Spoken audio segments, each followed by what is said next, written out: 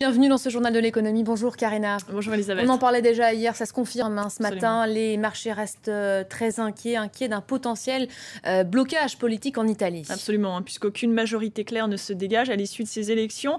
C'est le scénario noir tant redouté des investisseurs pour la troisième économie de la zone euro en récession et très lourdement endettée. Résultat, en Asie, les bourses plongent ce matin, en particulier la bourse de Tokyo qui perd plus de 2%, celle de Hong Kong perd elle 0,68%, seule celle de Shanghai est repartie très légèrement dans le vert. La bourse de Séoul perd elle 0,49%. Et puis ce lundi, Wall Street a signé sa plus mauvaise séance de l'année avec un recul de 1,55% pour le Dow Jones. Le Nasdaq a lui reculé de 1,44%. Quant à l'euro, il a nettement reculé face au dollar. Il évolue actuellement autour du $1,30. Les taux des obligations italiennes ont eux terminé sous pression, proche de 4,5%, même s'ils restent loin du pic des 6,5% de l'an passé.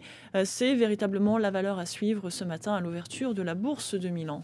Et puis une autre source d'inquiétude pour les investisseurs décidément pas épargnés, le débat budgétaire américain. Oui, puisque démocrates et républicains n'ont plus que 3 jours pour se mettre d'accord pour réduire le déficit budgétaire, faute de quoi ce seront 85 milliards de dollars de crédit en moins et des services publics qui risquent de tourner au ralenti.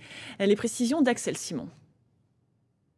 La date butoir se rapproche. Si aucun accord n'est trouvé au Congrès d'ici le 1er mars, la sanction va tomber. Les coupes dans les dépenses s'appliqueront automatiquement. Du coup, la Maison-Blanche se fait de plus en plus pressante pour surmonter le blocage. S'il n'y a pas d'accord, le Congrès sera dans l'obligation de procéder à des coupes budgétaires automatiques et arbitraires. Elles ralentiront notre économie, supprimeront des emplois et mettront en grande difficulté des gens qui souffrent déjà. Si elles s'appliquent, les coupes atteindront 85 milliards de dollars d'ici septembre 2014 et jusqu'à 1200 milliards sur une décennie. Ce serait le scénario du pire, des coupes dans les dépenses militaires, la suppression de centaines de subventions et d'aides sociales, des services publics qui tournent au ralenti, notamment dans les transports et les écoles. Un carcan budgétaire qui pourrait coûter un demi-point de croissance à l'économie américaine en 2013 et près de 700 000 emplois. Côté républicain, on temporise. Le président doit arrêter d'essayer de faire peur au peuple américain en disant que l'on ne peut pas couper plus de 3% du budget sans subir d'affreuses conséquences, comme perdre l'accès à des vaccins importants ou supprimer le contrôle sanitaire des aliments.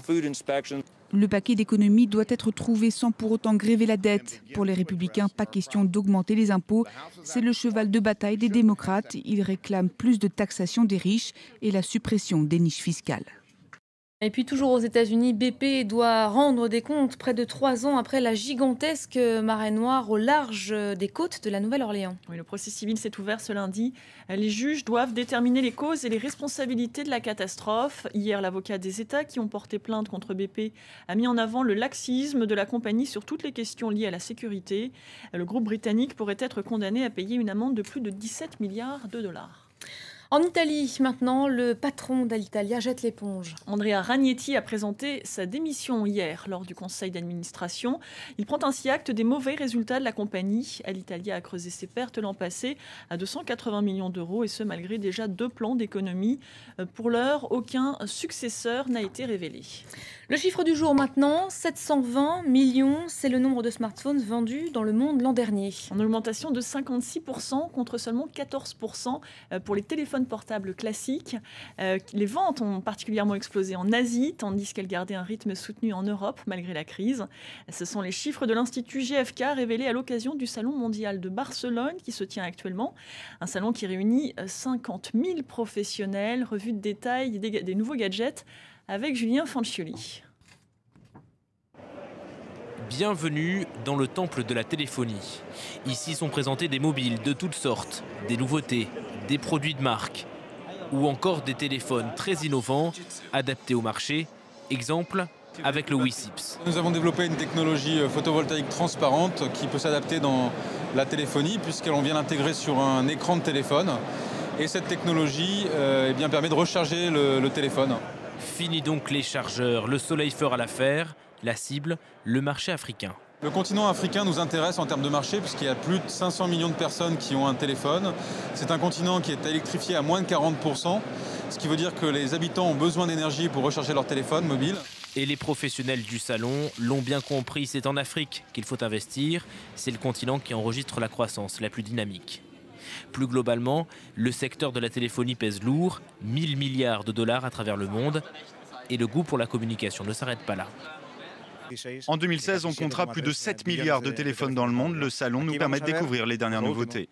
Et parmi cette myriade d'appareils, les smartphones auront une place de choix. À la fin de l'année, 2 milliards d'unités auront été vendues à travers le monde. Et puis on finit par vous parler de cette institution américaine installée à Paris. Après 125 ans d'existence, le Herald Tribune change de nom. Il s'appellera désormais le International New York Times. Le groupe américain espère ainsi élargir son lectorat. Il est actuellement vendu à plus de 183 000 exemplaires dans le monde, dont un peu plus de 18 000 en France.